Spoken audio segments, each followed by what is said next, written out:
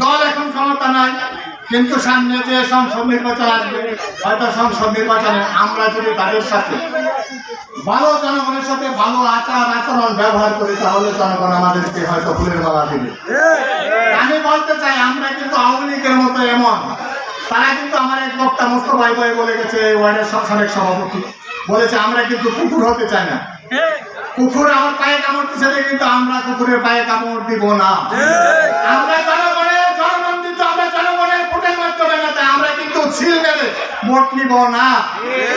আমাদের নেতা আমাদের যেভাবে আপনারা ভোট দিয়েছেন, এক এক করে একটা করে ছিল মেরেছেন, আমার নেতা জনাব খায়রুল কবির খোকন ভাইকে ঠিক আপনারা এমনই ভাবে আপনারা ভোটারের মাধ্যমে ভোট দিয়ে তাকে আগামী সংসদ নির্বাচনে জয়যুক্ত করবেন। আপনাদের উন্নয়নে কোনো ঘাটতি হবে না, আমি আপনাদের সামনে ওয়াদা দিতে পারি।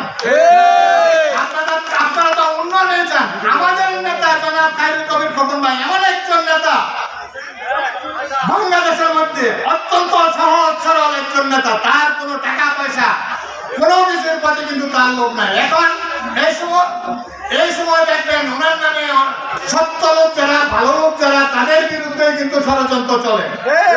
ইদানিং ফেসবুকে কিন্তু শতকরা 99 মিথ্যা চলে। শুধু এটা অপপ্রচার, ফেসবুকে ওনার নামে দেখবেন মিথ্যা অপপ্রচার। খোকন ভাইয়ের কাছে আমি জানি খোকন ভাইয়ের কোনো চাহিদা নাই।